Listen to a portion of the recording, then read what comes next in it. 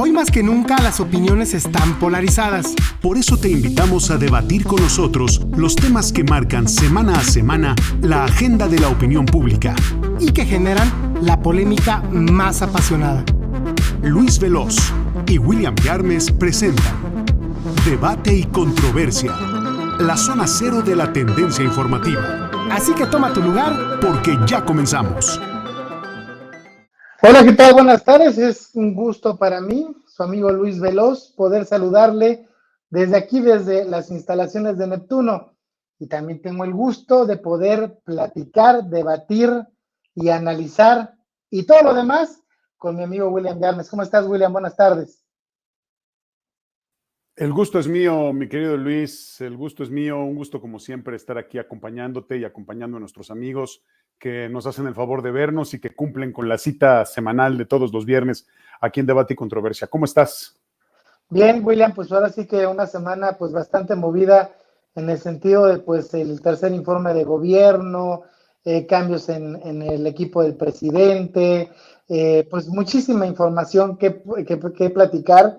Y pues también, pues no hay que dejar pues de estar al pendiente de la situación que vivimos con el COVID, ¿no? En el sentido de que estamos ya en clases, semáforo amarillo, muchas cosas que pues bueno, siguen afectando ahora sí que la salud de todos los mexicanos y pues ojalá que las decisiones que tanto tome el gobierno como la iniciativa privada pues sean las más atinadas, ¿no, William? Y sobre todo yo te diría las decisiones que tomemos en lo personal, ¿no, mi querido Luis? Porque al final, pues los políticos hacen lo que tienen que hacer o eso es lo que se espera y el sector privado, lo que esto represente, pues hace también sus cosas, hablando, por ejemplo, de quienes tienen el control de los medios de producción y de los canales de distribución, etcétera, pero la gente en general, pues al final nosotros somos lo único que podemos, por lo que podemos responder es por nuestras propias decisiones. No podemos, por más que critiquemos y que señalemos y que digamos o que dejemos de decir, lo único por lo que podemos responder es por nuestros actos y por las determinaciones de nuestra vida cotidiana. Me gusta cómo planteas aquí la circunstancia, ¿no? Hablas del COVID o de la COVID, de la pandemia, hablas de todo lo que ha pasado en la semana y cómo se van dando los diferentes acontecimientos.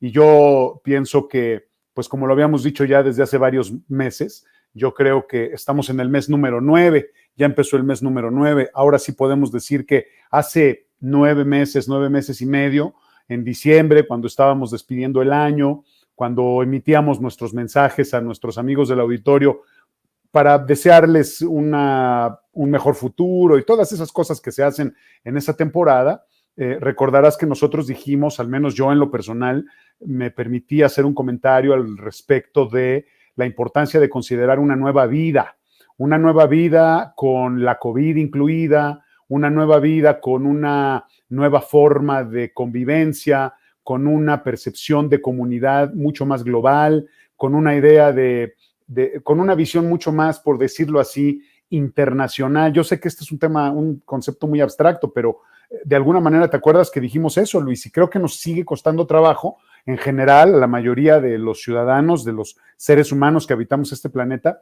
nos sigue costando trabajo sin importar la religión, la ideología política, el nivel socioeconómico, el nivel cultural, etcétera. Nos sigue costando mucho trabajo entender que la vida es otra ya. La vida es diferente, ya no podemos pensar en lo que estábamos haciendo hace 18 meses, ¿no? Entonces creo que todo eso tiene que determinar también nuestra vida cotidiana. O sea, todo eso me refiero a todos estos puntos de reflexión debieran derivar en un cambio de conciencia. ¿Te acuerdas la propuesta que hicimos, Luis? ¿Te acuerdas eso que dijimos, no? Que teníamos que ser mucho más solidarios, que teníamos que ser mucho más cercanos a las personas y mucho más conscientes del papel que estamos jugando, o más bien no del papel que estamos jugando, porque eso es demasiado protagonismo, sino de simplemente la posición que ocupamos en el planeta como especie.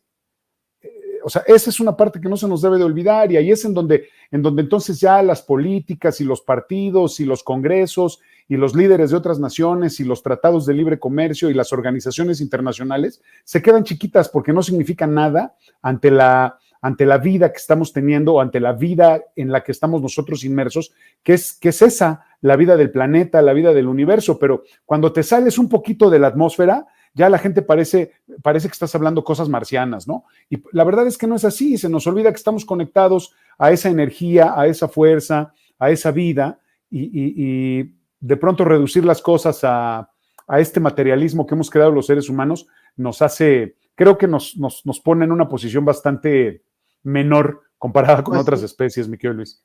Fíjate que ahorita que mencionas todo el consumismo, el materialismo que bien apuntas, platicábamos hace unas horas que tuvimos hoy en nuestra junta de contenido, pues te platicaba que en Monterrey se abrió una tienda de hamburguesas muy famosa de Nueva York, Estados Unidos.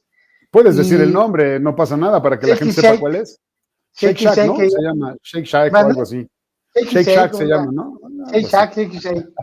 Bueno, total que cuando se abrió aquí en la capital de la República, pues fue muchísima gente, pero aquí se repitió el mismo fenómeno, pero en pandemia.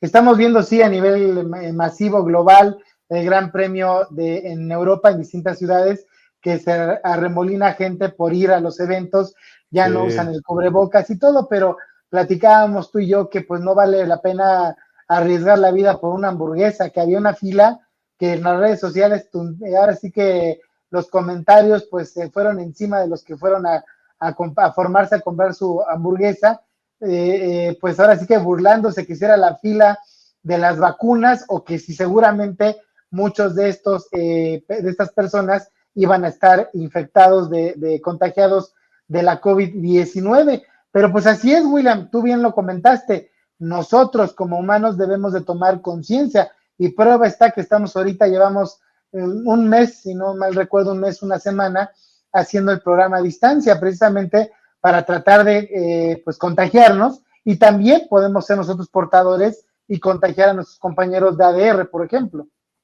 Una cosa que me gusta, una cosa que me llama la atención es que desde nuestra trinchera, en esta tribuna en la que estamos tú y yo ahora en Debate y Controversia, tenemos la capacidad de revisar y de ver todo el espectro de estas cosas que pasan en el mundo, porque yo te aseguro que hay otros países en el mundo en donde ni siquiera saben lo que es Shake Shack y en donde no les interesa, porque no es el hábito ni la costumbre, no les interesa hacer filas de horas para comerse una hamburguesa. O sea, es decir, tener esta posibilidad de ver tanto la abundancia en ciertos sentidos, la abundancia desde la perspectiva económica, el desperdicio desde la perspectiva del hiperconsumo y la pobreza, las carencias, el subdesarrollo. Y no solo eso, porque hay países desarrollados, más o menos, aquí a lo mejor sí me equivoco un poco, pero hay otros países en donde no existe o la sociedad no ha caído en la trampa de la mercadotecnia, porque su historia, porque su cosmogonía, porque su código cultural indica otras cosas. No estoy diciendo, atención, no estoy diciendo que sea bueno o que sea malo, o que una cosa sea mejor y otra sea peor. Lo que estoy diciendo es que nosotros desde nuestra trinchera podemos ver todo el crisol que hay, ¿me explico? Desde donde hay más hasta donde hay menos y desde donde hay A y donde hay B. Donde A es una cosa y B es otra cosa completamente diferente, sin calificativos. ¿Sí me explico? O sea, creo que esto es una parte muy importante. Y aquí podemos entender entonces toda esta información, todo este panorama tan amplio que podemos ver, nos sirve precisamente para ponernos como especie en la justa posición que nos corresponde, para poner las cosas en su justa dimensión. A mí me parece, en lo personal, yo soy apocalíptico, ya lo sabes, refiriéndome al libro de Humberto Eco, yo soy apocalíptico y repruebo este tipo de comportamientos absurdos. No los entiendo, como el fanatismo en el deporte, como el fanatismo en los espectáculos, en la mid culture, ¿no? La mid culture o la low culture. Otra vez estoy haciendo una referencia a Humberto Eco. Esta cultura que es, pues sí, que es degradante, que es ajena a los preceptos del arte como medio de expresión, que no es otra cosa más que una provocación al desorden y a lo que no corresponde de acuerdo con la estética, ¿no? Entonces, me parece de verdad que este tipo de excesos el hiperconsumo, aquí estoy refiriéndome a Lipovetsky, la vida líquida, refiriéndome a Bauman, el capitalismo de ficción, refiriéndome a Vicente Verdú, pues es verdaderamente un tema que nos ha hecho más daño del que nos imaginamos, porque todos hemos caído en la trampa de la mercadotecnia, todos nos creímos las promesas del capitalismo, del libre mercado, del neoliberalismo, y mira cómo estamos hoy, ¿no? Ahora, tampoco estoy diciendo que las propuestas comunistas y socialistas hayan sido las mejores, porque hay que ver la historia, ¿no? Hay que ver la historia, pero como seres humanos no hemos encontrado el justo medio, ¿no? Creo que ese es el tema, y de ahí pues podemos ir desmenuzando todos los acontecimientos para ver cómo infieren en precisamente encontrar este punto medio, ¿no? ¿Cuál sería el punto? Dime. Para cerrar el tema, perdón que te interrumpa de lo de las hamburguesas, Sí. o sea, el fenómeno, no tanto hacer comercial a la compañía, sino que yo te lo platicaba hace 8 días, que hay como un efecto, lo trasladaba yo en el sentido de que la gente pues se vacunaba, se tomaba la foto, me tocó la Pfizer, fui a Estados Unidos, mire, véanme, me fui a Texas, yo tuve más dinero, me fui a Nueva York, todo esto ahora vamos a trasladarlo a este fenómeno de las hamburguesas. Uno, son muy caras, William, para el ingreso, digamos, per cápita de los mexicanos, son bastante caras, estamos hablando de más de 500 pesos por persona, hablando de un paquete de una hamburguesa, unas papas, un refresco y un postre, rondan los 500 pesos, si no mal recuerdo, lo que uno gasta en acudir a las hamburguesas. Imagínate lo que una familia de 4 miembros gastará al ir a ir a las hamburguesas. Estamos hablando de 2,000 pesos. Y pues mucha gente, yo pienso, que va pues para estar en las redes sociales, William. Ay, pues miren, yo estoy en la inauguración de la tienda en Monterrey o en la Ciudad de México o donde sea. Creo que lamentablemente somos así como sociedad, William. Sí, Luis, es que bueno, estás tocando temas que son muy profundos, temas que son muy delicados, mi querido Luis. Mira, desde la parte simple, digamos, ¿no? Manteniendo las cosas simples, sencillas, pues la gente que va a gastarse 500 pesos por persona en una hamburguesa, espero que la hamburguesa valga lo que pagan. ¿Sí me explico? O sea, yo espero que estén pagando mucho más, que estén obteniendo mucho más de lo que están pagando. Porque hay hamburguesas que la sola hamburguesa cuesta más que eso, ¿no? Hay restaurantes en donde hay hamburguesas, la pura hamburguesa cuesta 500 o 600 pesos. Después te digo en dónde. Ahora, el tema es, a ver, aquí estamos hablando de precio y el precio es una alucinación colectiva. El precio siempre ha sido un engaño. El precio es algo que mientras tú lo pagues, te lo van a dejar caer, perdón porque lo diga de esa manera, ¿no? Sí, o sea, eso está claro y los estudiosos de la mercadotecnia y de las finanzas y el tema de la estrategia de precios saben perfectamente bien a lo que me refiero cuando digo que el precio es una alucinación colectiva porque te engañan de una manera muy interesante con los precios, ¿no? Gracias al entendimiento de la percepción que tenemos los seres humanos de las cosas en función de su valor, pero ¿quién nos dice cuánto valen? ¿Sí me explico? Entonces, cuando a ti te ponen un artículo con 3 precios diferentes, la gente normalmente compra el más caro o el de en medio porque les parece que el precio por sí mismo es una garantía o es un símbolo de calidad y de durabilidad y de muchas otras cosas, cuando no es así, cuando a veces el mismo producto por el mismo fabricante, la misma marca, tiene 3 precios diferentes y en realidad, si lo pagas, te lo van a cobrar. ¿Me explico? Ese es el tema, vamos a decirlo así, simplista, ¿no? Desde la perspectiva mercadológica, financiera y de estrategia de precios. Pero si nos vamos a la otra parte, mi querido Luis, y este es el tema que a mí me gusta siempre porque es mucho más sensible, estás tocando algo que raya en la concepción del vacío existencial. ¿Sí me explico? Estás tocando el tema de la falta de identidad, de la falta de confirmación como persona y como ser humano que tiene una parte muy grande de la sociedad que necesita este tipo de cosas para estarse confirmando a sí misma. ¿Cuál es este tipo de cosas? Primero, convencerse o demostrarse a sí mismo que tiene la capacidad de ir a comer una hamburguesa cara. Segundo, demostrarse a sí mismo y a los demás que lo puede hacer tomándose una foto que va a publicar en algún lugar con todos los riesgos que esto conlleva, lo cual no es otra cosa más que un reflejo de este vacío existencial y la necesidad de autopromoción que tiene la gente.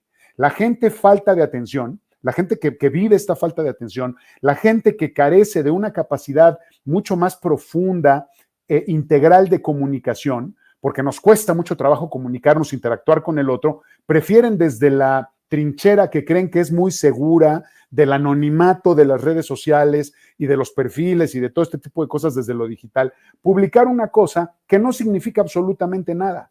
¿Sí me explico? O sea, fíjate el tema que estás tocando, Luis, es un tema de mucha profundidad, de mucho estudio, que tiene al mundo como lo tiene, en una parte muy importante, precisamente por estos elementos. Está comprobado, no lo estoy diciendo, yo no lo inventé. El tema de la autopromoción, Nicolás Carr lo trae desde su libro de Superficiales, es muy interesante, y en México también tenemos muchos estudiosos que han analizado el tema de cómo la gente utiliza todo este sistema, las nuevas tecnologías, para una cuestión de autopromoción. Y la verdad es que pues lamentablemente nos hace más daño de lo bien que nos hace. Es un gran problema. Ha creado polarización, ha creado malos entendidos, incluso ha sido una plataforma, un escenario más para la delincuencia, para las estafas, para la extorsión, para la trata de personas, para los secuestros, para una serie de cosas, mi querido Luis, que la verdad creo que a veces esta necesidad de contacto y de comunicación y de que alguien nos escuche o nos vea, nos lleva a cometer unos errores que nos exponen más de lo que nos imaginamos. Pero, pues, ¿qué hacemos, mi querido Luis? Así es la vida. A nosotros no nos corresponde detenerla, sino analizarla. Yo soy, ahora sí que tú eres, digamos, radical en varios puntos de tu criterio y de tu análisis, y que bueno, a mí me llama la atención mucho de cómo ves las cosas, ¿no? Cómo integras el conocimiento. Hemos platicado, nos hemos deschongado, nos hemos ahora sí que integrado y nos hemos, pues ahora sí que debatido en cuestiones de opinión, ¿no? Sí. Pero a lo que voy, William, a mí yo soy en este sentido enemigo de todas aquellas personas que quieren demostrar en las redes sociales dónde trabajan, cuánto ganan, qué es lo que tienen, qué es lo que comen, los retos que hacen. Realmente eso no te da felicidad, William. Realmente claro que la felicidad, como dice mi padre, me lo ha dicho desde que soy chico, la felicidad no cuesta un centavo. La felicidad es saber integrar lo que tienes, aprovechar lo que tienes, disfrutar lo que tienes y sacarle jugo a lo que tienes. Entonces, esa filosofía desgraciadamente no lo tiene, y este hiperconsumismo que tú mencionas y que los autores lo han reflejado en varios libros, pues lamentablemente es eso, William. Han causado el capitalismo, no porque seamos tú, Marx, y yo, Fidel Castro, lo que tú quieras, pero en realidad este consumismo, pues digamos de forma voraz y despiadada, pues ha ocasionado que la gente pues se represente o quiera, más bien quiera representarse en la marca del traje, de una corbata, del reloj, del celular, del auto, de donde come, de donde viaja. Entonces, somos seres vacíos, William, somos seres que no valoramos lo que realmente debe tener un peso emocional, un peso intelectual y un peso psicológico, William, porque si tú dependes de dónde vives, de cómo te mueves, de qué es lo que presumes, pues lamentablemente estamos mal. Sí hay que ser trabajadores, hay que, pues ahora sí que luchar por tener algún bien que te guste, que lo disfrutes, pero pues una bolsa Louis Vuitton, un pantalón de cualquier marca de estas, pues no te hace pues el hombre ni la mujer más feliz, ¿no? Es que esa es precisamente la trampa, mi estimado Luis, en la que hemos caído, al menos en esta parte del mundo, en esto que llamamos el mundo occidental. ¿Sí me explico? Todo esto que acabas de decir refleja perfectamente bien la forma de pensar, la dinámica de vida, la cotidianeidad del mundo occidental. Esta parte de encontrar la razón de ser de las personas a través de lo material, cosa que me parece tremenda, ¿no?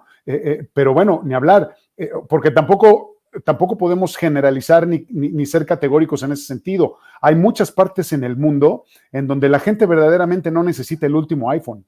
Verdaderamente no lo necesitan, es más, ni lo entienden, no saben para qué lo querrían, para qué podrían necesitarlo. Y no estoy hablando de comunidades aisladas, atrasadas en términos de civilización, de tecnología y esas cosas, sino aquí se trata, mi querido Luis, y como que podemos redondear un poco como lo que hemos venido diciendo desde el principio del programa, aquí se trata de revisar, y esa es la propuesta al final, se trata de revisar, de analizar, de reflexionar sobre nuestra escala de valores. ¿Qué es lo que a nosotros nos resulta importante?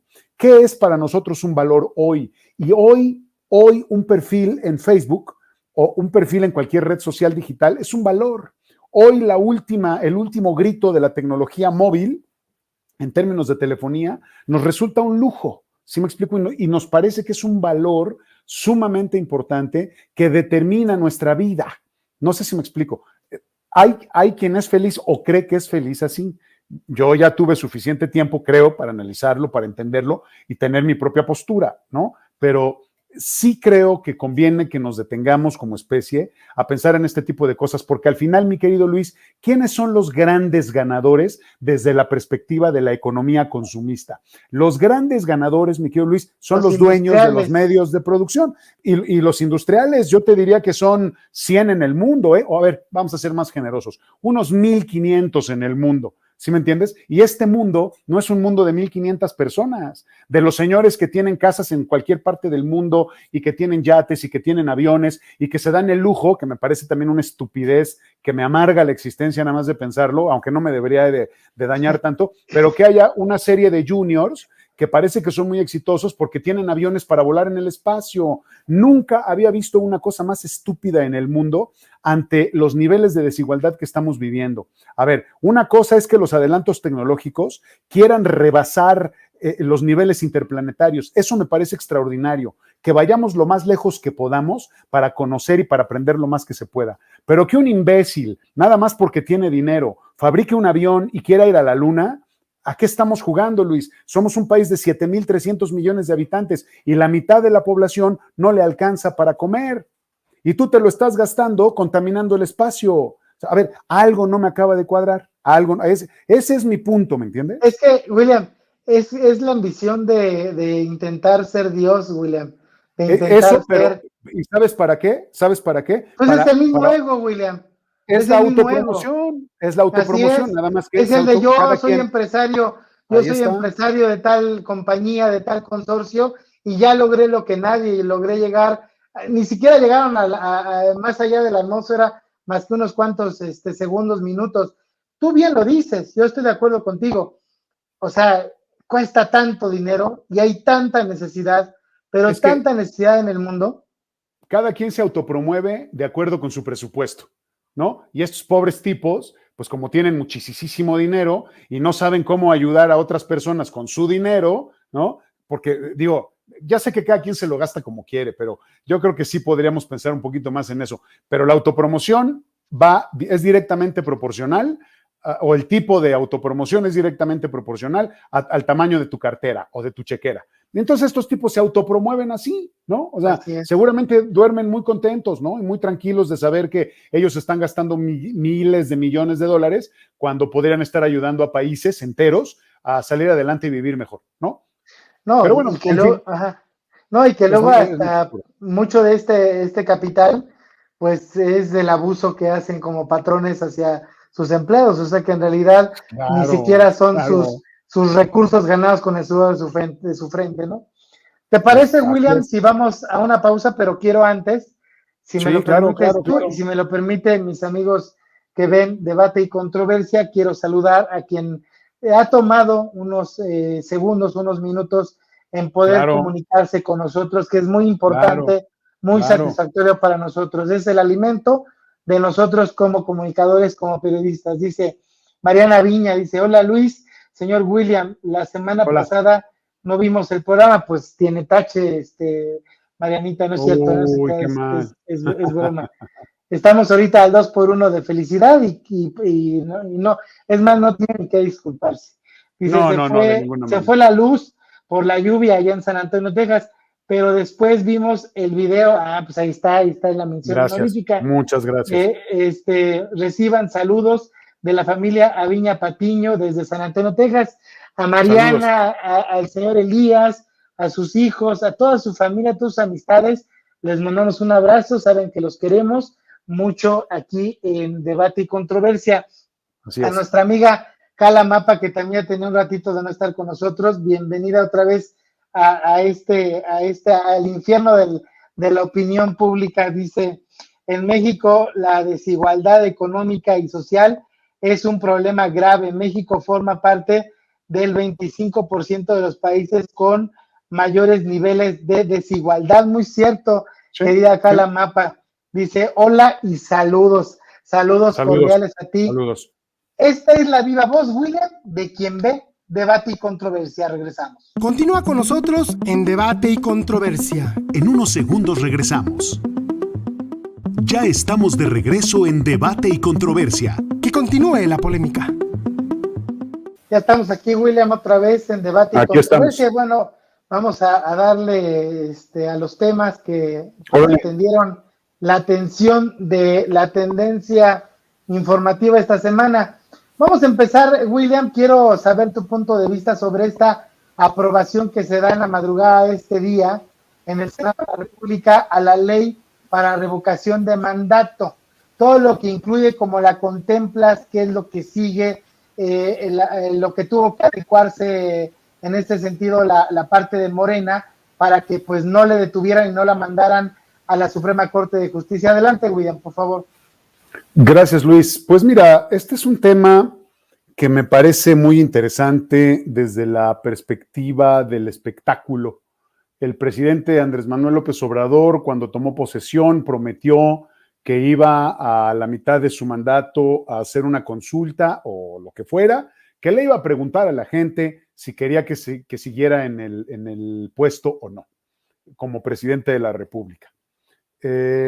Me parece interesante, me parece que el presidente haga ese tipo de propuestas, lo pone en una posición distinta de figuras parecidas anteriores, es decir, de otros presidentes, pero creo que el presidente, cuando lo dijo de esa manera, no pensó, o probablemente sí, y sabía que íbamos a meternos en todos estos vericuetos, no pensó todas las implicaciones legales que tiene desarrollar toda una dinámica para organizar una consulta o lo que sea, desde la perspectiva de lo legal y desde la perspectiva de la infraestructura y desde la perspectiva de lo económico, para que en México se pudiera al final contestar una pregunta. Entonces, primero está esa dificultad. Segundo, pues evidentemente en México siempre la política tiene un obstáculo, que es un obstáculo bastante difícil de vencer, que me parece anodino y me parece abyecto, pero así es, y es el obstáculo de la oposición, que pareciera que la oposición es oposición para todo, no importa de qué se trate, ni qué es lo que está en juego, ni qué se discute, ni nada. El chiste es llevarle la contra a nuestro enemigo, porque además es así, a nuestro adversario, como le gusta decir al presidente. Y el presidente también le echa leña a ese fuego, a la fogata de la oposición y de los enemigos, o de los adversarios, como le gusta decir. Entonces, ¿qué pasa con esta idea? Me parece muy peligroso la forma en la que se ha venido planteando todo, porque lo único que genera es confusión. Es decir, que si la pregunta estaba bien planteada, que si cumplía con los fundamentos legales, que si es una revocación del mandato o que si es otra cosa. A ver, a mí me parece que aquí está muy claro, o estaba muy claro, si la ley dice que cuando te nombran presidente, te eligen presidente, tienes que cumplir con un mandato de cierto tiempo, salvo alguna excepción como alguna enfermedad terminal o que tengas un accidente y que te mueras o que quedes imposibilitado para llevar el rumbo del país. Bueno, pues entonces tienes que cumplir con tu mandato. No sé por qué al presidente se le ocurrió hacer ese tipo de propuesta como para que le hicieran una evaluación a la mitad. ¿Desde qué perspectiva? ¿Cuáles son los, vamos a decirlo así, cuáles son los criterios que debemos tomar en cuenta para que el presidente se quede o se vaya? Que no parezca que me estoy yendo por otro lado, ¿eh? Quisiera primero hablar o sea, está la parte legal, toda la parte estructural, esta parte de fundamentaciones, toda esta parte del teatro del que estoy hablando, pero luego viene la otra parte. Yo no sé cuántas personas van a acudir a este llamado a votar para ver si quieren que se quede el presidente o no. Con todas estas condiciones, es decir, el porcentaje del padrón que tiene que ir a votar para que realmente se convierta en un mandato, etcétera. Pero, a ver, yo te pregunto, Luis, yo te pregunto, sí, ¿cuáles son los criterios para determinar si el presidente se queda o se va? Hay 130 millones de criterios diferentes. ¿Sí me explico? Es el 40% de la padrón. lista nominal. Por eso, o sea, eso está bien. O sea, sí, pero lo que yo estoy diciendo aquí es cuál es el criterio, por ejemplo, cuál es el criterio que debe de tomar un ciudadano para responder que se quede o que se vaya. No el criterio del porcentaje, ese ya me hiciste favor de decirlo, está claro, pero ese no es el tema. Yo dudo mucho, ojalá y me equivoque, yo dudo muchísimo que vaya a ir el 40% de la gente a votar, aunque la oposición se triplicara y votaran 3 veces cada uno de los opositores al régimen, sí. ¿No? Porque en México somos expertos en eso, ¿no? O sea, aquí se puede votar 2, 3, 4, 5 veces, nada más hay que saber cómo hacerlo, ¿sí me explico? O sea, aquí muchos de estas cuates que se dicen analistas han dicho que es la gran oportunidad de la oposición para ver qué tan organizada está, para sacar a sus seguidores y que salgan a votar, ¿no? Por todos los que no votaron el 6 de junio y por todos los que no votan, que es la mitad del padrón electoral, que no votan porque no les interesa, porque la política sigue siendo una canasta de donde nadie puede, ni quiere, ni sabe sacar nada, porque está cerrada la canasta, porque no es para los ciudadanos en general. ¿Sí me explicó? Entonces, no me gusta que nos estén dando pan y circo con esta idea de una consulta para ver si el presidente se queda. Otra vez te pregunto, ¿cuáles serían los criterios para que tú como ciudadano contestes el presidente se queda o se va? Entonces, mira, fíjate qué peligroso. Ahorita que me preguntas, espérame, perdón que te dime, dime. Yo creo que es una oportunidad muy interesante. Vamos a observar 3 cosas, queridos amigos, querido William, 3 cosas. Uno, lo acabas de decir, si existe esta iniciativa de la gente de representarse en esta consulta, de acudir, porque por lo general tenemos apatía para hacer todo y más en este tipo de cuestiones de consultas y más que no tiene una validez. Digo, aparentemente sí existiría, sí el presidente sí obedecería que ya no continuara en su función, si es que se lo piden, que yo la verdad lo dudo mucho, o sea, yo lo dudo. Segundo, creo que es la oportunidad, William, y creo que sí podría tener mucha asistencia la consulta, sería un éxito porque tú lo acabas de decir, los detractores probablemente se presenten para tratar de quitarse a López Obrador de encima y también los seguidores, que es en teoría 60% de personas que lo aprueban en cada consulta, que ahorita hablaremos más adelante sobre las consultas, este tipo de personas a favor de López Obrador también se van a volcar a las urnas a pues manifestar el apoyo al presidente. Entonces yo veo 3 cosas importantes. Una, que creo que va a tener mucha participación la consulta. Creo que platicábamos hace varios programas, tú veías esta parte valiosa de que la gente manifestara sus puntos de vista, sus opiniones, sus problemas en estas consultas, que este ejercicio del presidente, pues bueno, sirviera para esta función social, ¿no? Con la política, con el gobierno. Y por el otro lado, lo que digo, creo que es la oportunidad para que los enemigos del presidente acudan a la urna y también los seguidores de López Obrador se vuelquen sobre las urnas, William. Así lo veo yo. De entrada, se me hace interesante, habrá que analizarlo. Estoy de acuerdo contigo ahorita lo que llevas en tu postura para no interrumpirte posteriormente. Creo que hay un plan con maña del presidente. Creo que de entrada él está seguro que va a ganar al momento de ver todas las encuestas, incluidas hasta los diarios que son sus enemigos como Reforma, que ahí está latente ese 60-62% de personas que avalan, que están conformes con el desempeño de Andrés Manuel López Obrador. Creo que aquí hay un juego estratégico del presidente para poder legitimarse, William. Ya hablaremos también del tercer informe, da bastantes cosas importantes que comunicar y que analizar, pero bueno, ya no te interrumpo más, continúa con tu postura. No te preocupes, mi estimado Luis, está bien, pues estamos platicando y de eso se trata, de esgrimir argumentos. Además, a mí no me gusta, digo, la gente se va a reír, van a decir, ay, sí, no manches, pues no parece, no creas que me gusta acaparar el micrófono de ninguna manera. No, soy enemigo de la concentración y de los recursos y del acaparamiento, tú lo sabes perfectamente bien porque estoy consciente del daño que hace, pero no, está bien, hay que seguir platicando y tú interrúmpeme y yo te interrumpiré las veces que lo consideremos necesario porque así es esta dinámica. Amigo. Pero mira, una cosa, hablando de lo que tú acabas de decir y ahorita regreso al tema de esta parte de los criterios para votar porque creo que no me he explicado bien en la pregunta que estoy haciendo.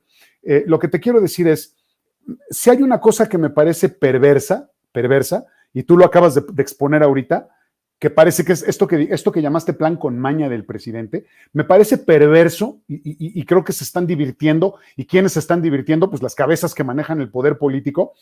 Eso de que avienten a la población a pelear, que confronten a la población para que se agarren entre ellos, me parece de lo más deleznable que hay, mi querido Luis. Es decir, que pongan a la gente a pelear, a los que están a favor de López Obrador y a los que están en contra, como quiera que sea, así nada más porque sí. O sea, se trata de sentarnos a ver me imagino que es un palenque donde el Colorado contra el Giro van a pelear, el Colorado está a favor de una cosa y el Giro está a favor de la otra, y vamos a ver cómo se rompen ahí, cómo se desgarran entre ellos y cómo se lastiman y cómo se agreden, ¿no? Que eso es lo que vamos a ver en la calle. O sea, que eso es lo que hemos estado viendo desde hace varios sexenios, porque esto no es propio nada más del sexenio en donde López Obrador es presidente. Esto ha sido la polarización de la sociedad, se ha venido dando históricamente hace décadas.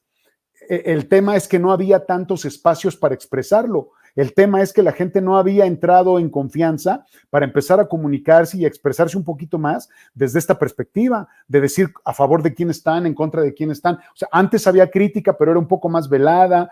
La crítica se hacía en el café, la crítica se hacía en la sobremesa, ¿no? Pero ahora la crítica se hace también aprovechando las nuevas tecnologías. Ese es uno de los puntos positivos que podemos tener, ¿no? Cuando menos te puedes dar cuenta, hasta cierto punto, cuando eres lo suficientemente sensible para detectar qué es real y qué no lo es, ¿no? Porque ya sabes que la tecnología también te puede engañar mucho, pero cuando tienes esa capacidad te das cuenta de entender más o menos, de tener un poquito más de sensibilidad por dónde anda la gente, ¿no? Por dónde anda la forma de pensar de la gente, por dónde andan las tendencias, por dónde andan las preferencias, las necesidades, los deseos, los temores de la sociedad. Por ahí va. Lo que sí me molesta es que pareciera que lo que quieren es echar a pelear a la gente. Los pro López Obrador contra los anti López Obrador, porque aquí se trata de López Obrador, se queda o se va, ¿no? Eso es lo que nos están planteando o lo que nos están proponiendo. Entonces, hasta ahí me parece que es una cosa bastante perversa y abyecta.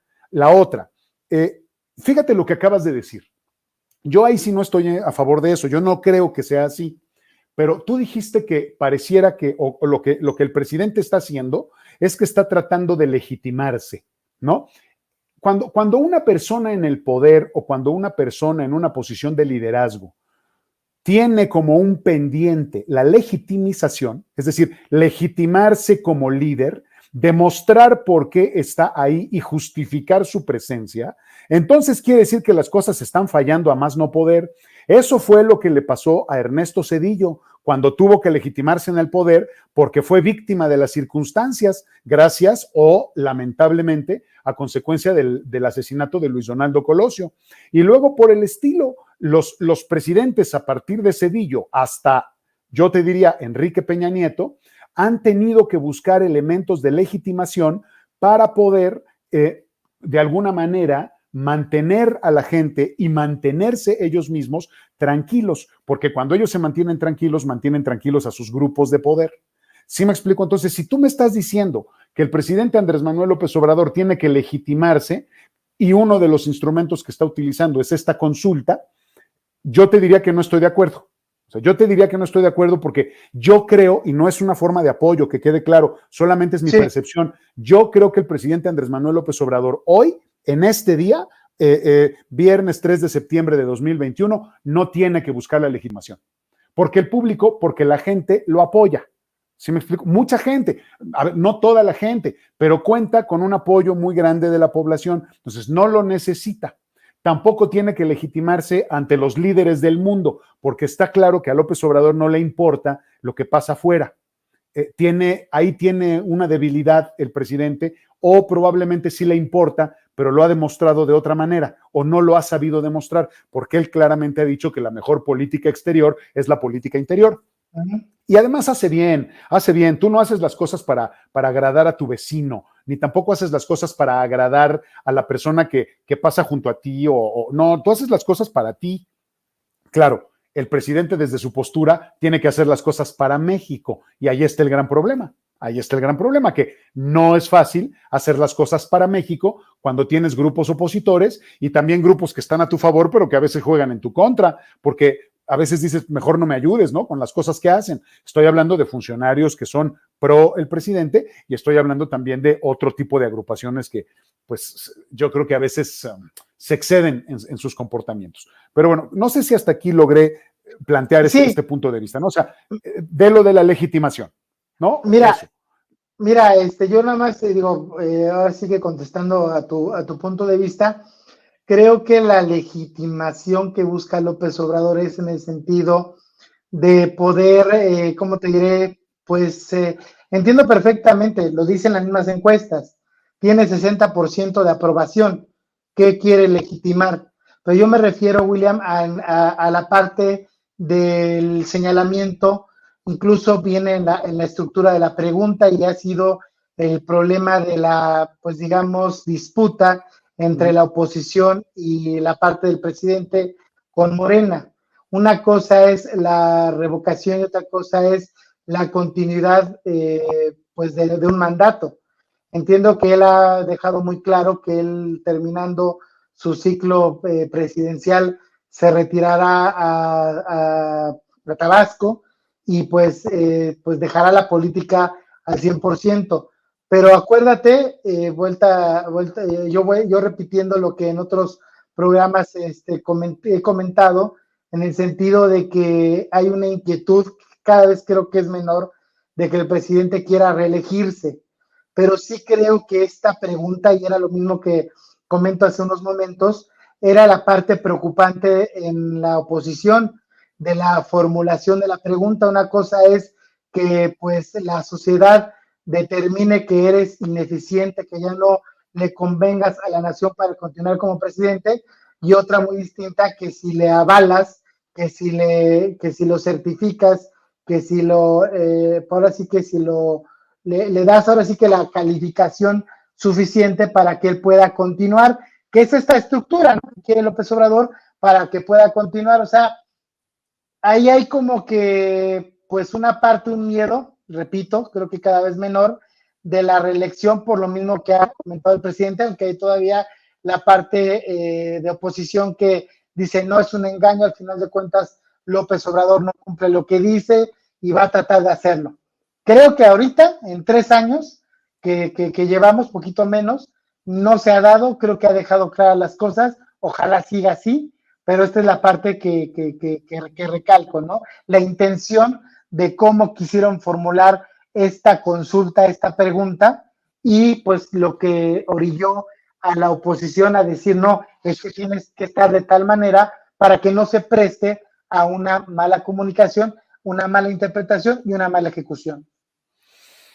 Pues es que, Luis, lo que estás planteando, el tema de la reelección, yo creo que todo el mundo en una posición de poder como la que es la de la presidencia de un país como México, en algún momento yo creo que todos han tenido la tentación de mantenerse en el poder, aunque no sé si al final, siempre hacia el final de un sexenio, la gente realmente tenga ganas de quedarse en el poder, porque tradicionalmente los presidentes no aguantan más de 6 años antes de que se les descubra alguna tropelía o antes de que se descubra algún asunto importante de trascendencia nacional que dañe al país, y no necesariamente directamente del presidente, sino de otra persona, de personas cercanas a ellos, en donde parezca que el presidente descuidó o dio la libertad para que se hicieran cosas. Yo no creo que el presidente López Obrador tenga la intención de reelegirse. No lo creo. Eso es un ingrediente que se adiciona a esto que estamos viendo y que estamos analizando, que surge precisamente de las mentalidades opuestas al presidente, de los enemigos que utilizan esto como una forma de manipulación, como una forma de inyectar temor en la gente para que la gente diga, no, qué miedo, que se vaya a quedar otra vez, entonces sí es un tirano, y si se queda otros 6 años, entonces este país pues se va a acabar, se va a ir a la perdición, al precipicio. No tenemos en la historia reciente, no tenemos un caso de reelección en México. No sabemos lo que pasa. Ya lo vivimos con Benito Juárez, antes lo vivimos y lo vivimos también con Porfirio Díaz. Yo creo que México aprendió la lección en ese sentido. Yo creo, es una postura probablemente muy ingenua. Yo creo que aprendimos la lección. México no se ha levantado de esas cosas. México no ha terminado de recuperarse de eso. Ahora, tampoco los políticos son tontos, porque el político se reelige en un segundo plano. 72 años y luego otros 6, 78 años, tuvimos al Partido Revolucionario Institucional en el poder y nadie dijo nada, mi estimado Luis. Y no pasó nada hasta que alguien empezó a promoverlo. Fíjate, ya que el PRI llevaba 72 años en el poder, las fuerzas opositoras empezaron a decir, ya son 72 años, ya estuvo bueno. Hombre, 72 años, pues les duró la resistencia, caramba, ¿no? O sea, 72 años. O sea, y entonces sí, ya la gente medio dijo, y habría que ver, porque yo no creo que haya sido la gente, y esto sí lo digo haciéndome responsable de lo que estoy diciendo. Y de pronto resulta que gana Vicente Fox, pierde Zedillo y gana Vicente Fox, ¿no? Y Zedillo entrega la batuta, la estafeta al otro presidente. Fíjate nada más, ¿no? Cómo pusieron a Ernesto Zedillo como carne de cañón para ser el hombre que perdió la hegemonía del PRI. ¿Eso es bueno o eso es malo? ¿Según quién? ¿No? Y entonces de pronto llegó un tipo, perdón, pero demente, ¿no? Perdido, de verdad, en otra dimensión, como lo es Vicente Fox. Y ve lo que hizo Vicente Fox y les duró 12 años. Les duró 12 años el gusto, ¿no? Porque aún así, a ver, entendamos, y esto está claro, el presidente cuando es presidente no se deslinda de su partido.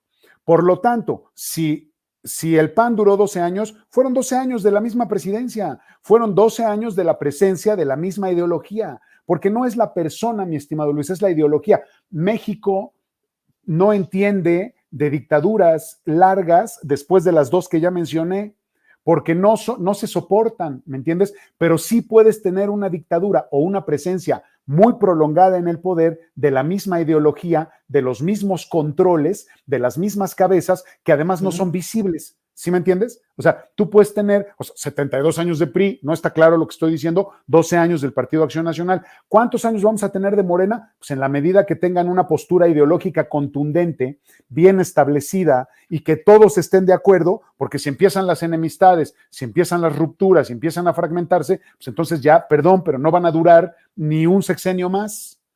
¿Sí me explico? O sea, eso es algo que vamos a analizar al ratito, porque ya sé que lo traemos ahí en el tema, ¿no? Pero, y ahorita eso va a reforzar lo que estoy diciendo ahorita. Entonces, esa es esta parte. Yo soy de esa idea. A lo mejor me equivoco, probablemente me equivoque. No. Y a lo mejor López Obrador se queda 30 años. Está bien. No, yo no creo. Yo no creo que se quede 30 años. Yo creo que va a terminar su sexenio, va a tratar de que haya una continuidad, que digo, es válido en el sentido de su plan de trabajo. Creo que también la continuidad en el gobierno ha hecho falta.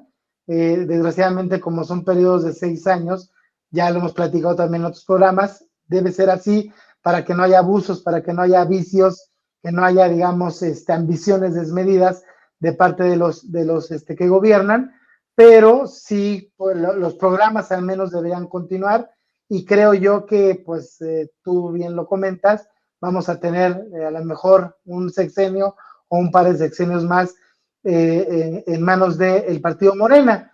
Pero también lo que yo quiero pues platicar contigo, William, es este sentido de que el presidente tiene como que pues destellos. Recordemos la inquietud de alargar el periodo como presidente de Lelo de la Rea, ¿no? Del ministro. Tiene como que destellos, como yo le he platicado abiertamente. Pero no era Lelo de la Rea, ¿no? Era otro. Era Saldívar, sí, era, ¿no? Saldívar Lelo de la Rea, Saldívar. Es el segundo apellido. Me faltó el primer apellido. te digo, han tenido como destellos. Yo creo que el presidente tantea, ese es mi planteamiento, mi postura que he dado en este programa, tantea la sociedad, el periodismo, pues todos, ahora sí que todos los jugadores que pues, tienen que ver con su desempeño, su labor, su trabajo, y pues con base a lo que él percibe, pues va tomando, va modificando, va restando, va sumando, va cambiando. Esa creo que es la postura de Andrés Manuel López Obrador. Estoy consciente contigo, estoy de acuerdo contigo, que al momento todo parece que el 24 él termina en septiembre su gestión, hace la transición, hace el cambio de poder más adelante y esto será punto y aparte, porque incluso algo que creo que me gusta de López Obrador, que él dice que no va, que se olviden de él, que él se va a su rancho, se va a su pueblo y que ya ni siquiera se va a meter, porque creo que los presidentes, los expresidentes, siguen ahí tuiteando, siguen ahí dando declaraciones y siguen en el juego. Muchos de ellos les conviene seguir en este manejo de la opinión pública. Creo, William, que lo importante para mí es marcar esta importancia que ahora sí que la oposición ponga mucha atención en lo que se redacte, en lo que se frague, para que no vaya a haber algún problema posterior. Yo no tengo problema en que se realice una consulta, creo que es un buen ejercicio, creo que es polémico en el sentido que no tenemos dinero de sobra en el país, pero creo que bien merece la pena y si se lleva a cabo, y ojalá, ahora sí que yo me sorprendería que Andrés Manuel renunciara si los datos de esa consulta le son adversos. Yo la verdad me quitaría el sombrero, como dice la frase coloquial, y diría la verdad, pues me equivoqué, muchas de las cosas que intuía yo del presidente López Obrador. Por el tiempo, William, ¿te parece si vamos a una pausa y regresamos con muchos de los temas? Nada más que nos escribieron varios amigos durante nuestra postura, nuestra ponencia. Dice Lupe de la Cruz del anterior tema. Dice, muy buenas tardes, noches, saludos señores. Muy de acuerdo con todo lo que dijeron. Me hago la indicación que fue lo anterior, no esto que estábamos diciendo en el momento. Y digo, lo aclaro porque Gracias, pues, puedo adornarme. A lo mejor ella ahorita dice, están los dos equivocados, ¿no? O al menos un servidor. Dice Javier Guerra, algunos opinan que es para sacar ventaja de la marca López Obrador, que ya es probado que vende mucho, o quizá es que sea pensada a futuro. Tenemos como ejemplo el caso colombiano, en el que la popularidad del presidente Correa llevó al triunfo de su partido, y al final el candidato ganador terminó traicionando a sus electores. También dice Javier, tácticas del miedo, ya que está agotado el coco del comunismo, ahora usan el populismo con el mismo fin. Esta es la postura, digo, también, pues, obviamente ahorita que regresemos de la pausa, si quieres, William, tocamos el punto de Javier Guerra. Está usted en Debate y Controversia, no se vaya, que se va a poner cada vez mejor. Continúa con nosotros en Debate y Controversia. En unos segundos regresamos. Ya estamos de regreso en Debate y Controversia. Que continúe la polémica. Ya estamos aquí de regreso, amigos de Debate y Controversia. Y bueno, retomando el comentario de Javier Guerra, que dice tácticas del miedo, ya que está agotado el coco del comunismo, ahora usan el populismo con el mismo fin. Creo que, bueno, yo estoy en parte a favor de lo que dice, no coincido del todo. Estoy de acuerdo que ahorita la misma oposición de López Obrador cataloga, etiqueta a cada rato, todo es populismo, todo es peligroso, en ese sentido que nos dice Javier, y pues para que le llame la atención a la gente que siga a la oposición y pues que arda en miedo, que pues más bien que se inunde de miedo y de temor ante todas las acciones populistas del presidente, aunque creo que sí, bastante de la mecánica de Andrés Manuel López Obrador, sí es populismo, William. Yo creo que Javier tiene mucha razón con lo que está planteando. Yo ya he dicho en este programa que la necesidad de estar creando enemigos constantemente es importante para poder confirmarse y aquí sí poder legitimarse en el poder. Y la oposición, como muchos otros países que hemos visto en el mundo, tienen que crear enemigos y tienen que generar un esquema de miedo para que la gente se convenza de lo que les están tratando de decir, lo cual también me parece muy peligroso porque quiere decir que estamos pensando o que quienes generan este tipo de pensamientos creen que la gente no piensa, creen que la gente no es inteligente, es ignorante, es idiota o no sé qué es lo que están pensando, como si la gente no tuviera la capacidad de ver su realidad, ¿no? O no tuviera la capacidad de ver todo lo que está pasando a su alrededor, ¿no? Entonces, ¿por qué carambas me va a tener que venir a decir una persona que es opositora, además que todo lo hace con ganas de llevar la contra, me va a venir a decir lo que tengo que pensar o lo que tengo que ver, como si no fuera suficiente mi realidad? Parece que en algunos sectores de la población es así. Ahora, yo quisiera preguntarte, mi estimado Luis, ¿a qué te refieres cuando hablas de populismo? Porque el populismo es un término acuñado hace muchos años y creo que en la política se utiliza a conveniencia. Te voy a decir el dicho que dicen muchos, cuando la crítica viene o cuando el programa o las actividades o las acciones las lleva a cabo una persona que cuando menos parece que su pensamiento es de izquierda, es calificada de populista. Y cuando las mismas acciones son llevadas por justamente el otro extremo ideológico, que sería la derecha, entonces les llaman programas sociales. Es exactamente lo mismo, Luis. Aquí el problema es cómo queremos engañar a la gente jugando con las palabras. ¿Sí me explico? O sea, a ver, yo te pregunto, yo lo pregunto, ¿cuál es el problema del populismo? Es el mismo problema o la misma ventaja de los programas sociales. ¿Qué es lo que le molesta a la gente? Que un presidente, cuando está en el poder, como tiene los recursos y tiene todas las prerrogativas, hace cosas para quedar bien con la gente, le llaman populismo, ¿no? O sea, a ver, Solidaridad de Carlos Salinas de Gortari, ¿era un programa social o era populismo? Es lo mismo, Luis. El análisis diría, es un programa social, pero tiene el mismo objetivo, estoy totalmente de acuerdo, tiene el mismo objetivo que la pensión de ayuda a los adultos mayores.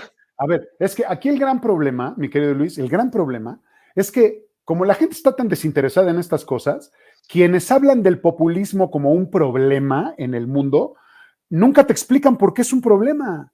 Nosotros hemos tenido aquí en el programa posturas que se la pasan diciendo, es un populista. Y yo digo, a ver, ¿y cuál es el problema? Explíquenme, por favor, cuáles son las competencias, cuáles son las consecuencias de tener un líder o un personaje que toma decisiones que sea populista, lo que quiera que eso signifique. O sea, a ver, ¿cuál es el problema? Utilizar los recursos de la nación para favorecer a ciertos sectores. Pues eso es lo que hacen todos los políticos. Utilizan los recursos de la nación para favorecer ciertos sectores, que como hemos visto en el espectro, en la historia mexicana, el espectro es muy amplio, porque aquí favorecen a los amigos, a los archirrequete recontra ricos, y estoy hablando ricos de recurso, no como la salsa catsup, que es archirrequete recontra rica, ¿no? Y estoy hablando de los archirrequete recontra pobres, porque tú tienes que mantener el balance, mi querido Luis, en esta estructura social, y al pobre lo tienes que mantener medio tranquilo, siempre como que le vas aventando una gotita de agua, cuando ves que ya se está deshidratando, le abres un poquito la llave y luego se la vuelves a cerrar. Y así contienes la protesta social, contienes todo lo que sería la revuelta social, por decirlo de alguna manera, ¿no? Y la otra, ¿cómo contienes a tus grandes amigos o a tus grandes aliados y cómo contienes a las fuerzas que pueden operar en tu contra? Pues les abres la llave grande de los recursos y los dejas hacer negocios, porque a ver, ya sea un populismo o un programa social, no lo hace el presidente solo, no lo hace su partido solo. El presidente tiene que contratar proveedores, o el gobierno tiene que contratar proveedores. ¿Y a qué proveedores contrata? Pues a sus amigos, a los que les debe favores, a los que les tiene que pagar lo que le invirtieron para que llegara al poder. Así es el negocio de la política. Tiene que ser un negocio redondo. Entonces, ¿qué les extraña? Yo no sé qué les sorprende a la gente. Ese es el gran problema cuando tenemos esta discusión tan vacía y en donde la gente dice, es un populista. Ah, bueno, ¿y Calderón no fue populista? ¿Y Vicente Fox no fue populista? Y cada sexenio tiene sus programas. Cada sexenio tiene sus programas que se llaman programas o son populismos, según como lo quieras ver. O sea, esta es la parte que tenemos que entender. Y mucha gente lo ha dicho. Si al final estás beneficiando a la sociedad, ¿cuál es el problema que los recursos salgan de una manera o de otra? ¿Cuál es el problema? Otra cosa que hemos peleado aquí, que yo he peleado mucho aquí en el programa. Tú hace rato dijiste, vamos a hacer una consulta que sale carísima, México no tiene dinero. México tiene dinero para eso y para más, mi querido Luis, pero está concentrado, está manejado, está controlado, ¿no? Ahora, si verdaderamente vamos a hacer que las cosas funcionen y que tengan un impacto mucho mayor, una onda expansiva mucho más positiva, pues entonces está bien que se haga la consulta, que cueste lo que cueste, pero que se reparte el dinero. ¿Sí me entiendes? Que se contrate gente para trabajar, que se paguen servicios, que se paguen William, otras cosas. Hablábamos, William, del ejemplo de los que viajan al espacio. Yo lo canalizo de la misma forma, William. O sea, me queda claro que la cuestión aquí es que el dinero se ocupe de buena forma. O sea, hay necesidades, es a lo que voy, que no hay dinero. Entiendo que hay muchos recursos, entiendo que no hay una buena administración a lo largo de pues muchísimas décadas, que el problema ahorita actual y que yo he estado en contra, en el sentido que se realizan cosas que sí son importantes. Yo no digo que la cultura, por ejemplo, yo lo he puesto sobre la mesa de debate y controversia, el foro lo que era el cine Cosmos. Sí hace falta la cultura, me queda claro que hacen falta lugares deportivos, el béisbol, nos gusta mucho y todo, William, pero creo que hay prioridades. Eso es a lo que me refiero. Entiendo la parte que pues hay dinero, pues sí, pero no se emplea en lo que más urge y lo que más necesita mi país, tu país, nuestro país. Ese es el problema. Yo por eso lo dije, que se gasten lo que se tengan que gastar, pero que esté bien distribuido, que le den trabajo a más personas, ¿no? Si lo que vas a hacer es desperdiciar recursos y los vas a pasar nada más de una mano a otra, es decir, en esta concentración de recursos económicos, entonces estamos fallando, ahí estamos fallando. Sí. Y tú lo dijiste hace rato, o sea, y yo lo digo ahora, si estos grandes personajes que viajan al espacio, cuando menos les pagaran bien a sus empleados, pero mañana sus empresas quiebran y ellos, mira, se desentienden y se van a sus casas con sus millones de dólares en la bolsa. Sí, por eso separan su dinero de la empresa y ahí te ves, ¿no? Bueno, ahí está lo incongruente. Ahora, acuérdate. Sí.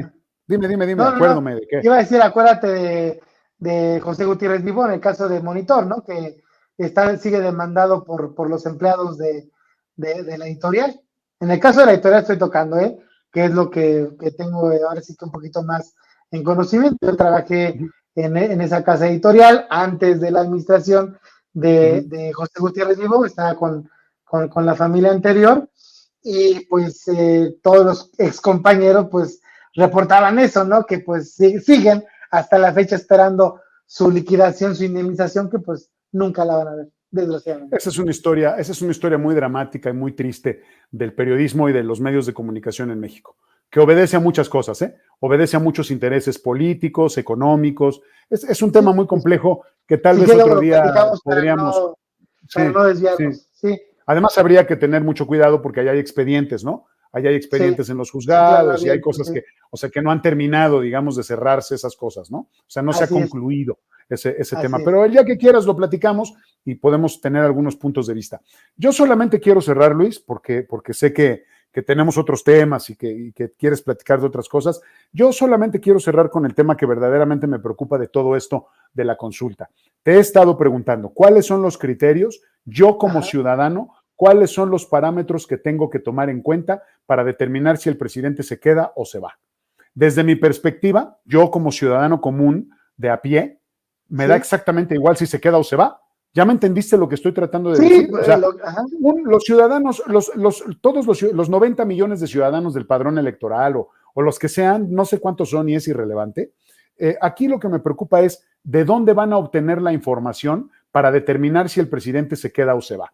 ¿Cuáles son sus fuentes de información? Los medios de comunicación tradicionales, las nuevas tecnologías, y entonces, ¿quiénes controlan las nuevas tecnologías y quiénes controlan los medios de comunicación tradicionales? ¿Esas son las personas que van a determinar la decisión de la ciudadanía?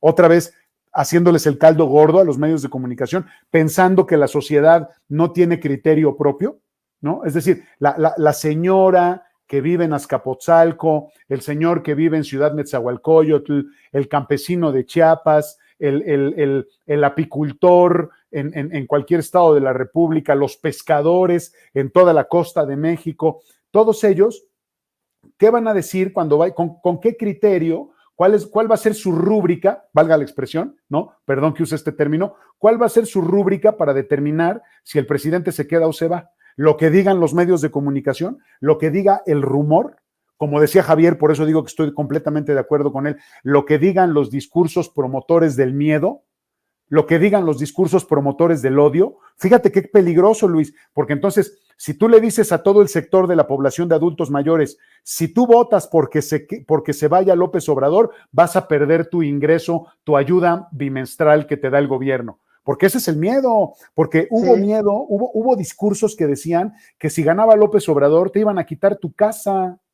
Nada más estúpido que eso. ¿Dónde fue la campaña que le hizo Fox? Bueno, es que eso es lo que te estoy diciendo, mi querido Luis. Con los Luis. empresarios que apoyaban. Y ese es el criterio, o sea, esos son los criterios, esas son los referentes y las fuentes de información que vamos a tomar en cuenta como ciudadanos para determinar si el presidente se queda o se va. Ahí es en donde los medios de comunicación perdemos la dimensión de la realidad, porque entonces lo que va a ganar va a ser el rumor, el miedo y el odio, cuando lo que debe de ganar es la realidad que vivimos cotidianamente. El señor que recuperó su trabajo, a ver, que defina si él cree que recuperó su trabajo porque López Obrador generó trabajos nuevos o porque la dinámica del país y del mundo tiende a la recuperación. Se perdieron trabajos que ya se están recuperando. ¿Sí me explico? O sea, yo creo, son cosas que tenemos que poner bien en su justa dimensión. Sí. Yo creo, William, que la gente, uno va a tomar la decisión de acuerdo a su vivencia, a su historia. Yo no lo creo. A su situación. Yo no. Pero, o sea, aquí va el complemento. Pero, como diría Sartori en la sociedad teledirigida, que él lo enfoca a la época de la televisión, de que era pues muy poderosa y te pues así que manipulaba, ¿no? Es todavía, ¿no? Pero ahora lo que te agrega, pero ahora se agrega, William, sí, pero ahora se agregan los medios digitales, toda la multimedia, entonces, incluso también los medios tradicionales como la radio, como lo es los medios impresos, pues todavía tienen poder de influencia, William, y lo hemos platicado aquí en programas, pues que tienen esta parte, pues tú lo acabas de decir hace segundos, ¿no? De que pues les infunden miedo los comunicadores cuando deberíamos tener el criterio suficiente, la responsabilidad absoluta de lo que informamos, de lo que comentamos, de lo que analizamos. Este programa trata, y lo vuelvo a decir una vez, no me canso de decirlo, tratamos de observar las noticias desde un punto distinto a como usted lo ve en un noticiero, ¿no? Para que usted tome un criterio propio. Nosotros no queremos convencerlo.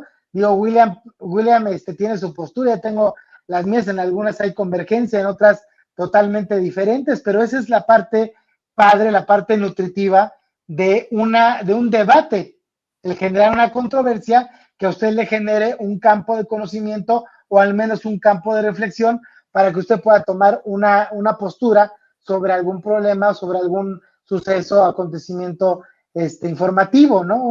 Del acontecer, pues, ¿no, William? Nosotros no le decimos a la gente qué pensar, nosotros le proponemos en qué pensar. Así es. Punto, se acabó. Eso es todo. Y yo, otra vez, nada más para terminar, lo que me preocupa es esto. Mira, yo creo que al final la gente sí va a entender, y a lo mejor aquí me contradigo un poco, pero la gente sí, los que vayan a votar, espero que voten libres de cualquier ideología, que voten realmente conscientes de su realidad. ¿Sí me explico? O sea, la gente que votó con miedo, pensando que a lo mejor sí le quitaban su casa, ya pasaron 3 años y no se la quitaron. Al revés, hoy la gente no la pueden sacar de una casa si no paga renta, imagínate, ¿no? O sea, digo, no sé si los dueños van a decir, pues me están quitando mi casa. No, es un elemento de justicia, pero si tú eres dueño de una casa, no te la van a quitar, no hay manera. Imagínate lo que pasaría en este país y a quién se la van a dar, ¿no? ¿Te van a quitar tu casa? Claro que no. ¿Qué es lo que va a pasar? O sea, el problema es que a veces el pensamiento mágico pesa demasiado sobre la realidad, pero yo confío en que no va a ser así. Yo confío lamentablemente que poca gente va a salir a votar y creo que el presidente se va a quedar. Eso es lo que yo creo. Porque, está bien, vamos a ver. Al país no le conviene una no, creo que sería lo peor, ¿no? ¿Qué pasaría? Ya bastantes problemas tenemos como para que todavía venga la inestabilidad, se va a ir el presidente y ahora ¿quién se va a quedar? No, ¿Quién va a gobernar? aparte que estos 3 años que faltan, pues también van a formular una estrategia de cada fuerza política para poder proponer, espero yo, una candidatura pues que sea la más pues idónea para el país, que en realidad uno se lleva cada sorpresa en las elecciones, lo vimos en las elecciones pasadas, pero bueno, eso ya es harina de otro costal y seguramente estaremos platicando. Quiero, si me lo permiten, amigos de Debate y Controversia, y tú, William, voy a tocar los temas en general para darte un tiempo de réplica. Tenemos Lo 10 que tú minutos quieras, aproximadamente.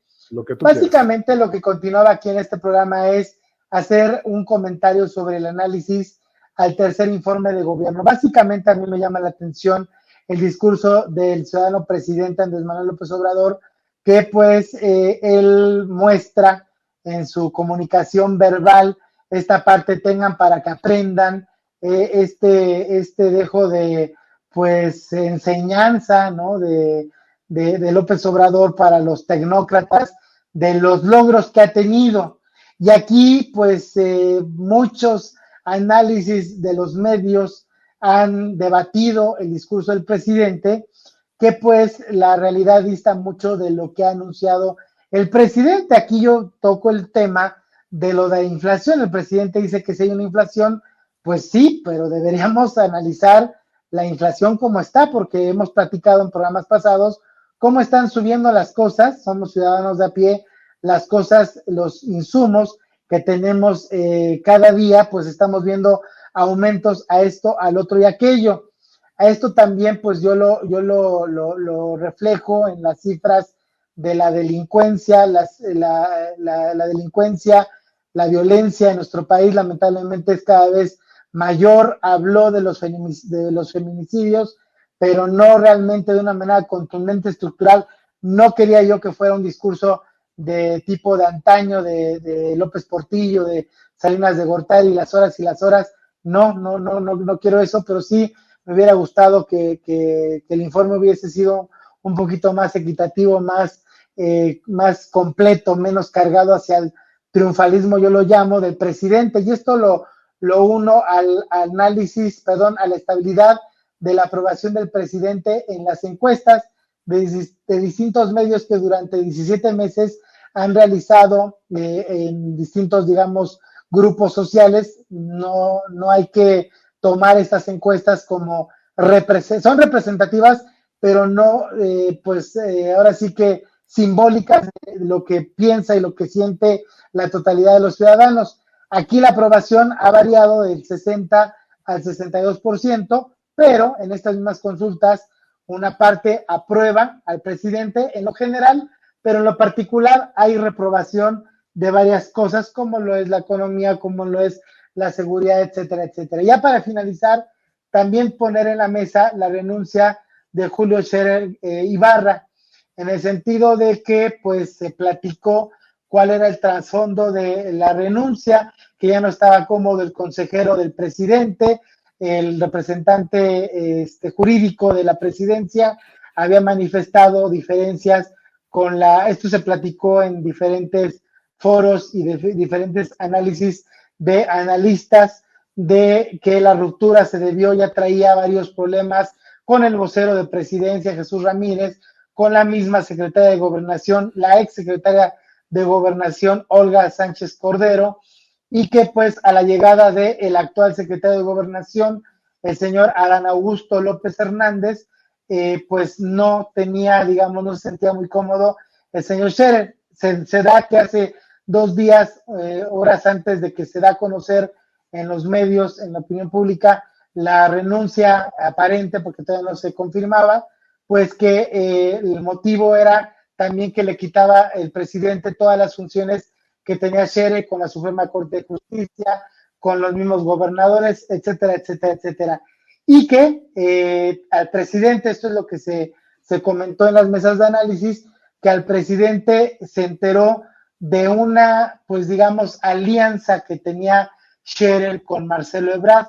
Aquí el análisis da de que el presidente López Obrador tiene ahorita como consentida, como un proyecto para la presidencia del 2024, a Claudio Sheinbaum. Se da este caso y pues se da la fractura total con el señor Scherer.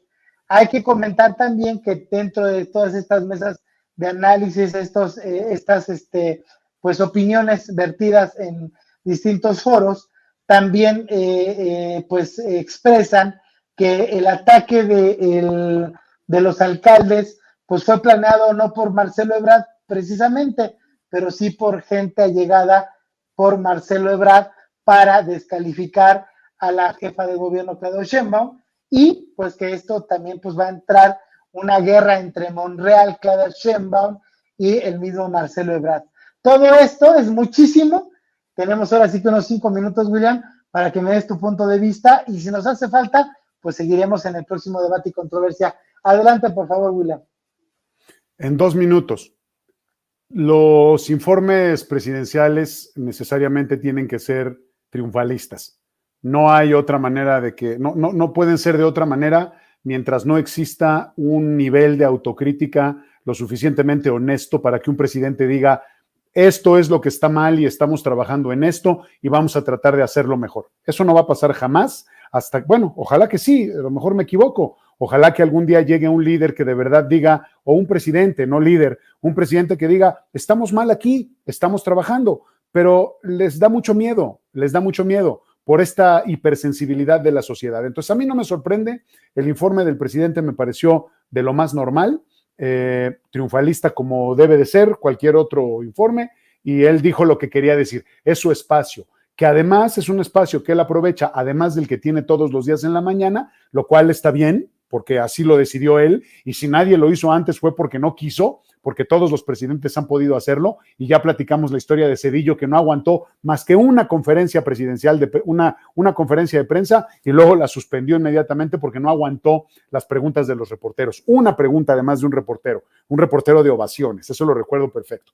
Luego, la otra, el presidente tiene que aprovechar el espacio para hacer propaganda, y lo aprovecha bastante bien. La gente que le cree, le va a creer, y la gente que no le cree va a encontrar una cantidad de instrumentos muy grande para no creerle. Ahora, hay que tener mucho cuidado, rapidísimo.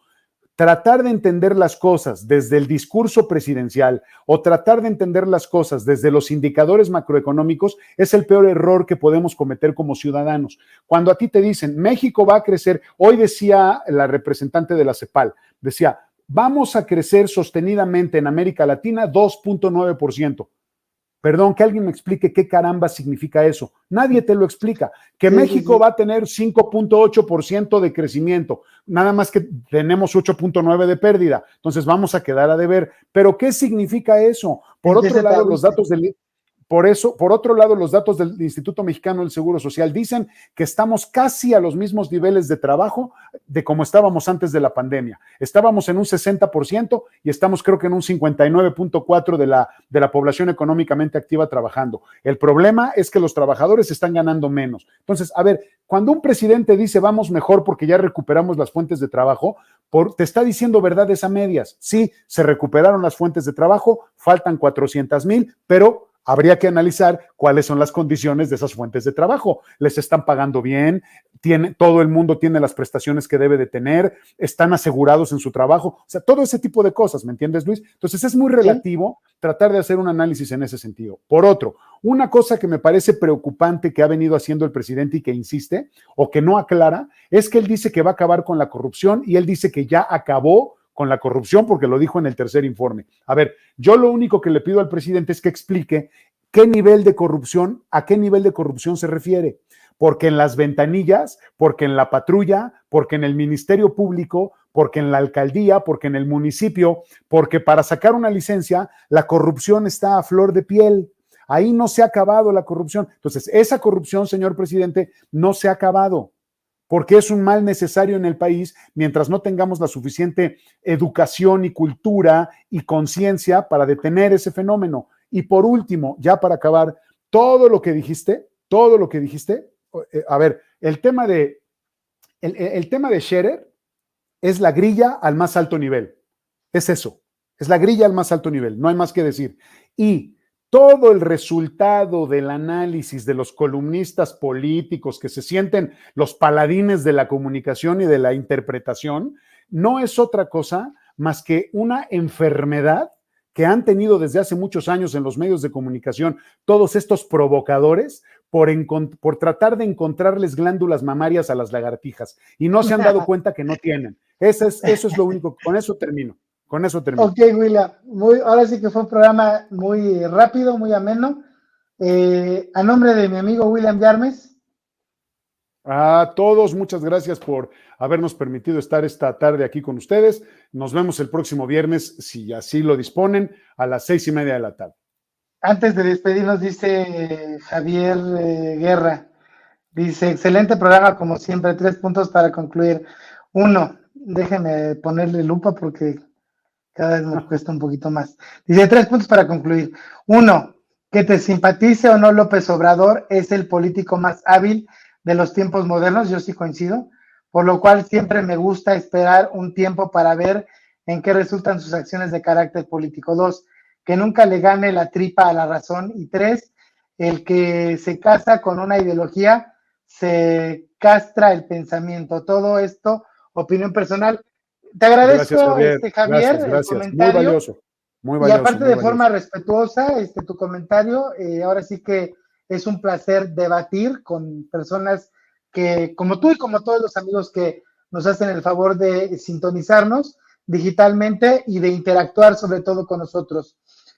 A nombre de Ricardo Hernández, que está en la consola, de toda la producción que está detrás de este programa, yo soy su amigo Luis Veloz, junto con William Yarmes. Los esperamos, Dios mediante, el próximo viernes a las 6:30, aquí en su mesa de debate y controversia. Buen fin de semana. Hasta luego. Nos faltó tiempo, pero nos sobró mucha pasión por la noticia. Debate y controversia. La zona cero de la tendencia informativa. Te esperamos aquí el próximo viernes a las 6:30 de la tarde. Por Neptuno y ADR Networks, activando tus sentidos. Nos encanta pensar diferente. ¿Y a ti?